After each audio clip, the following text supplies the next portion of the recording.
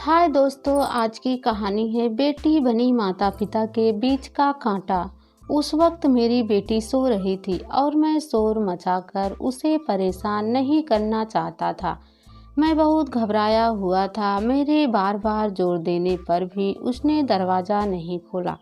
मैं सोच रहा था कि क्या मैंने कुछ गलत किया है। मेरी पत्नी का फ़ोन लगातार बज रहा था और वो उसे उठा नहीं रही थी। जब मैं उसका फ़ोन उठाने गया तो उसने मेरे हाथों से फ़ोन छीन लिया और बाथरूम में चली गई। उसने दरवाज़ा अंदर से बंद कर दिया।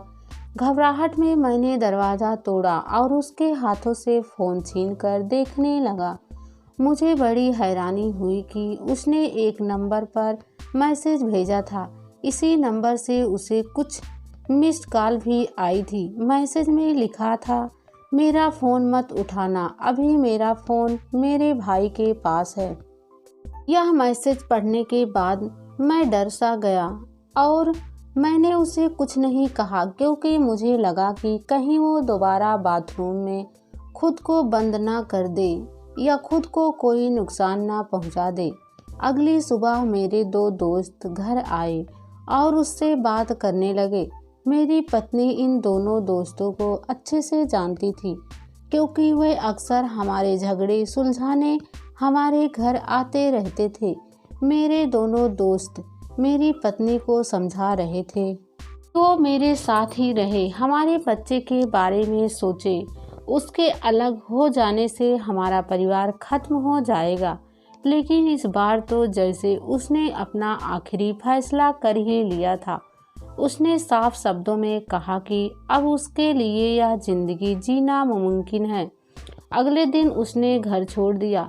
हर बार जब वह जाती थी तो बेटी को लेकर जाती थी, लेकिन इस बार वो हमारी बेटी को साथ लेकर नहीं गई। उसने मुझे और बेटी दोनों को छोड़ दिया। मैं भीतर से टूट गया था, बेहद अकेला महसूस कर रहा था। लेकिन कहीं ना कहीं यह सुकून भी था कि कम से कम मेरी 3 साल की बेटी तो मेरे पास है।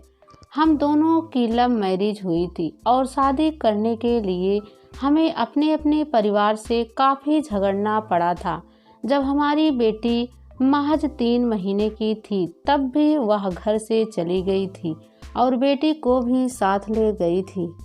लेकिन उस वक्त एक दोस्त के समझाने पर वह लौट आई थी। लेकिन इस बार वह मुझे और मेरी बेटी दोनों को छोड़ गई और कुछ दिन बाद लौट के आया तो वह था तलाक का कागज। कोर्ट में सुनवाई के दौरान उसने साफ कह दिया कि बेटी की देखभाल उसका पति यानी कि मैं ज़्यादा बेहतर तरीके से कर सकता हूँ। मैं और मेरे माता पिता इस बात से खुश थे कि मेरी बेटी मेरे पास ही रहेगी। हमारे अलग होने के शुरुआती दिनों में मुझे अक्सर यह ख्वाब आता कि हम फिर से एक हो गए हैं और तीनों एक साथ रहने लगे हैं। कभी कभी मुझे डर लगता कि कहीं किसी दिन वो लौट आए और मुझसे मेरी बेटी को ना छीन ले। जब हम साथ रहते थे तो हम अपनी बेटी की जिम्मेदारियों को आपस में बांट लेते थे, लेकिन अब तो सारी जिम्मेदारियां मुझे अकेले ही निभानी थी। हालांकि मेरे माता पिता भी वहाँ थे जो मेरी मदद करते थे, लेकिन मैं चाहता था कि मेरी बेटी को कभी भी अपनी माँ की कमी महसूस ना हो। छोटी उम्र से ही मेरी बेटी को इतिहास से जुड़ी जगहों पर जाने का शौक था, इसलिए कई दफ़ा मैं उसे अलग अलग जगहों पर लेकर जाता।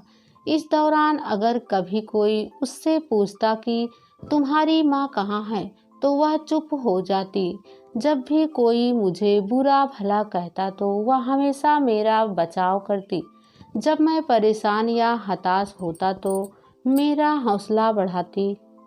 लेकिन उसने कभी भी मुझसे अपनी माँ के बारे में नहीं पूछा। हालांकि माँ शब्द सुनने पर उसकी चुप्पी का अंदाज़ा मुझे हो जाता। मुझे महसूस होता कि अगर उसकी माँ उसके साथ होती तो शायद वह और ज़्यादा खुलकर अपनी बातें रख पाती। कुछ साल पहले मेरा बहुत खतरनाक एक्सीडेंट हुआ और मुझे बहुत गंभीर चोट आई। जब मैं अस्पताल में और उसके बाद घर में इन चोटों से उभर रहा था, तब मेरी बेटी मेरा सहारा बनी। वह मेरी दवाओं का ख्याल रखती, हमेशा मेरे साथ रहती।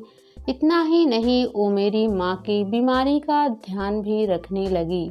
मेरी माँ को डायबिटीज की बीमारी है, तो वह उन्हें डॉक्टर के बताए अनुसार इंसुलिन की डोज देती। मुझे कई लोगों ने दूसरी शादी करने की सलाह दी, लेकिन मेरे लिए अपनी पत्नी को भुला पाना, उसके साथ तलाक को भुला पाना आसान नहीं था। आखिर हमारी लव मैरिज हुई थी। अब मेरी बेटी 13 साल की हो गई है और मेरे माता पिता चाहते हैं कि अब वो मेरे साथ बाहर ज़्यादा घूमने ना जाएं, क्योंकि अगर घूमने के दौरान उसे माहवारी हो गई तो शायद मैं उसे संभाल नहीं पाऊंगा। लेकिन इसके लिए भी तैयार हूँ। अगर उसे माहवारी शुरू होती है तो मैं उसे इसके बारे में समझाऊंगा और बताऊंगा कि यह चीज़ लड़कियों के 7 महीने में कुछ तय दिनों के लिए होती है। वह कल्पना चावला की तरह अंतरिक्ष यात्री बनना चाहती है। वह पढ़ाई में भी बहुत अच्छी है। मेरा दूसरी शादी ना करने के पीछे एक वजह यह भी है, क्योंकि मुझे लगता है कि अगर दूसरी शादी कर ली तो शायद मैं अपनी बेटी को उतना वक्त नहीं दे पाऊंगा जितना अभी दे रहा हूँ। हालांकि मैं इतना भी जानता हूँ कि अगर मैं दूसरी शादी के लिए तैयार हुआ तो मेरी बेटी मुझे बिल्कुल नहीं रोकेगी और ना ही वह इसमें कोई अड़चन पैदा करेंगी। वैसे सच बताऊँ तो दूसरी शादी को लेकर मेरे मन में ही यह डर है कि अगर मेरे और मेरी बेटी के बीच में एक दूसरी औरत आ गई तो कहीं हमारे बीच गलत फहमियाँ तो नहीं बढ़ जाएगी।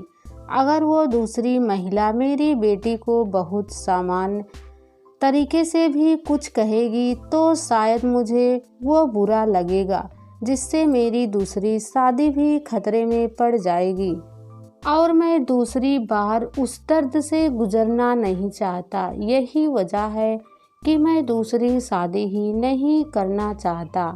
मेरी ज़िंदगी की अब बस एक ही मकसद है और वह है मेरी प्यारी बेटी की खुशी।